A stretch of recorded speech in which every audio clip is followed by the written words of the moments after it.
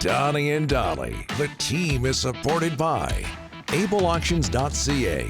Closing your business? We can help. It's Thursday, and all of our guests today are presented by the Vancouver Giants. They're celebrating their 25th anniversary season. Saturday, Legends Night, as the Giants welcome back Gilbert Brulé and Evander Kane. Catch a pregame hot stove featuring both in the banquet hall at the LEC ahead of the 7 p.m. puck drop. Visit VancouverGiants.com for details and ticket info. And if you missed our interview yesterday with Gilbert Brulé on the program, you can catch that on the Donnie and Dolly YouTube channel. Yes. One of our favorite interviews. Usually on a Friday, moving up to Thursday this week, is our good pal from the Athletic and Sportsnet 650, Thomas Drance. Tom, how are you, sir? Gentlemen, thanks for having me. Have you had your nuts today? Yeah.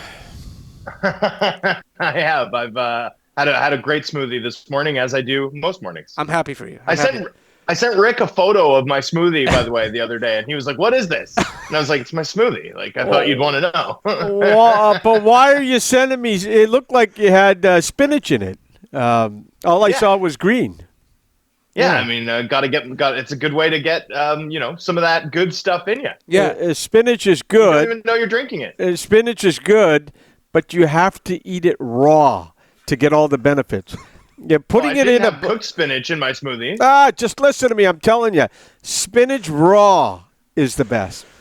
It is raw. But you're putting it in a blender with other stupid stuff. But it's raw. No, but you're so you're saying you open a bag of spinach and you grab a handful and just gnaw on spinach? If you put 500 things in with the spinach, you lose the benefits. I'm telling you, just eat it raw. Okay. For 100% benefits. All right. Smoothie tips with Rick Dollywall. Yeah, look at Popeye over here. Yeah. Exactly. Hey, Popeye was a great show. What was his girlfriend, the skinny Olive? No. Yeah. Oh my, Olive. Yeah. Olive. Yeah. Popeye was a great show. Yeah, the best. Okay. We move on to the Canucks now, Tom. 14 goals conceded by the Canucks on their 3-game road trip.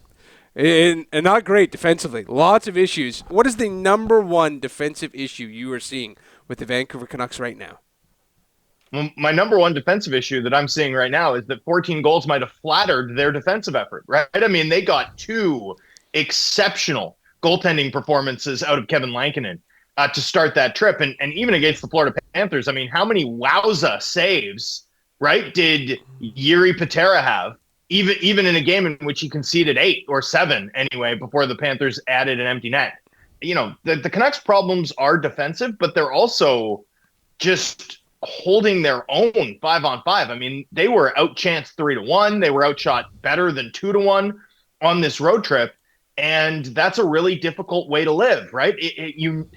They shot 28%, right? So that means their opposition goaltenders across those 3 games had a .720 save percentage. I mean, that's unheard of.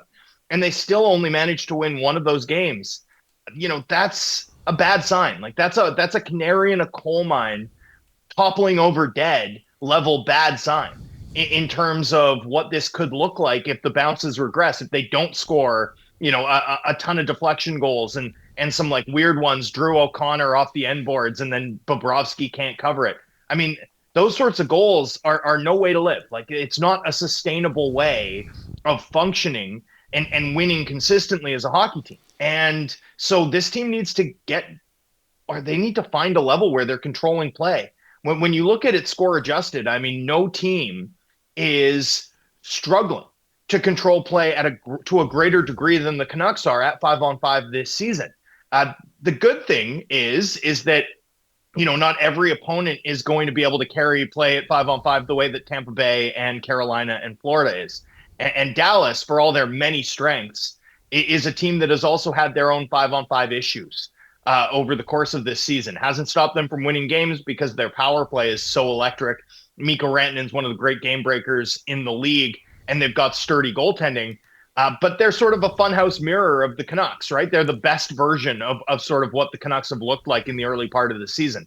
So this might be a more advantageous matchup for the Canucks to begin to, gain some traction in terms of controlling games, outshooting their opponents, and actually sort of giving them a shot 5-on-5.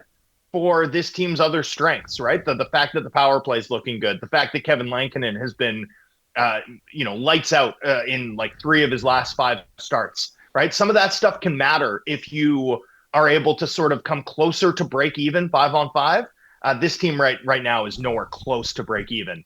They're surrendering, 2 quality looks to every one they generate, and that's going to catch up to them at some point unless it improves. Did you expect us to be talking about defensive structure so much this quickly under Adam Foote, who was here last year? I wouldn't say that I'm hugely surprised. And one thing is, I feel like we're really having the conversation after every road trip, right? That the team comes home and even though their road record might be better, the team comes home and it feels like they, once they can dictate the matchups and protect their lack of center depth, it feels a lot better than when they go out on the road and, the John Coopers and Rod Brindamores and Paul Maurices of the world are, exploiting the fact that Vancouver really only has one top 6 caliber center to their benefit, right? And so I don't think it's a huge coincidence, and I won't be surprised if they have a better defensive effort, a better structural effort against Calgary and against, Dallas on this 2-game homestand. I think partly it's personnel. I don't think it's all on Adam Foote by any means. You lose defensive contributors like Pius Suter. You lose a guy like Teddy Bluger from the lineup.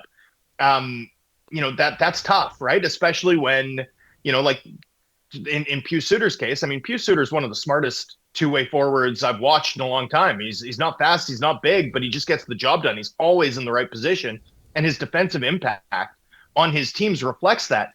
Evander Kane's kind of the opposite. Evander Kane helps you generate as opposed to defending. I mean, you take out one, you sub in the other.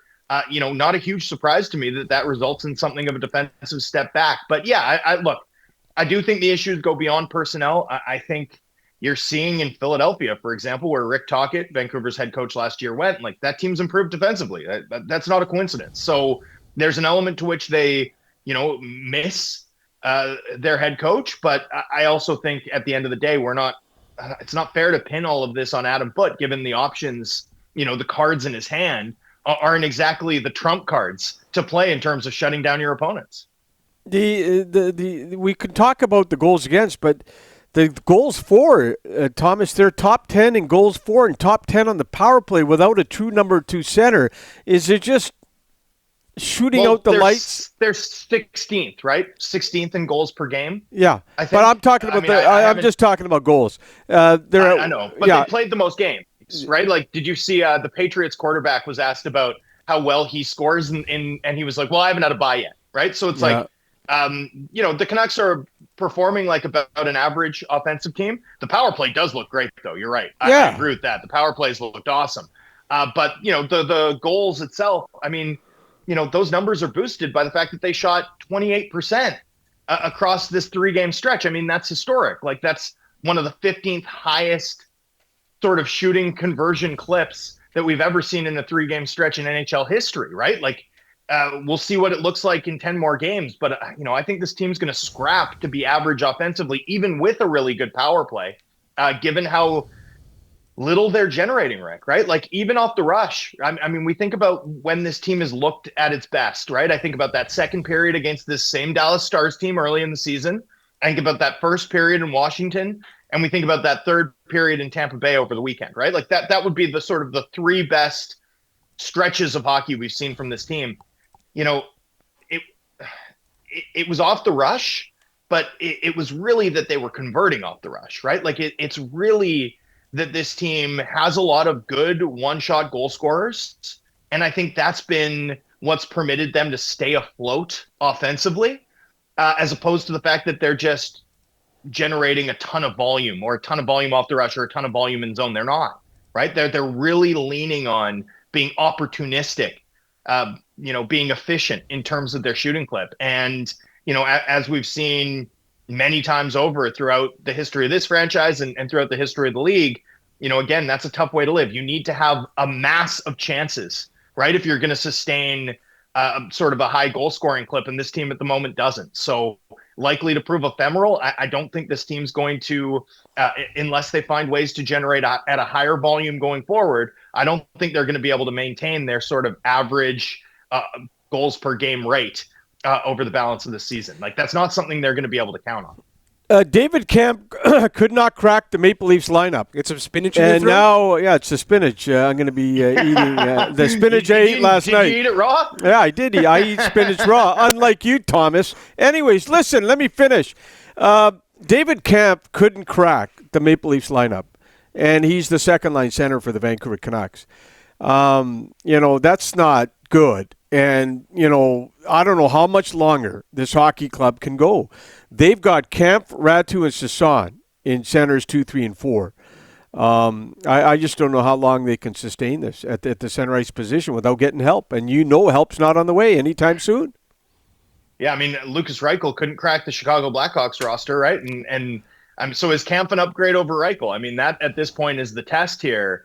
And I don't know. I don't know. I think the Kemp fallout in Toronto, I just think at the end of the day, he didn't score enough or hit enough for sort of what the Leafs wanted out of their fourth line. And so I think that caused him to fall out of favor. I don't think his game is changed. I still think he's a dependable defensive option, but he doesn't have a lot of offensive juice. Now, Connor Garland is such a good setup guy and such a good sort of standalone play driver that maybe it'll work if Kemp just goes to the net hard on offense, wins some battles, and helps them sort of win some draws in the defensive end. I mean, I'm not closed-minded to that possibility, but, it seems like a lot. Honestly, the one guy that I think they have to play more is Aatu Ratu. And I know he only has, 6 points, something like that, Rick?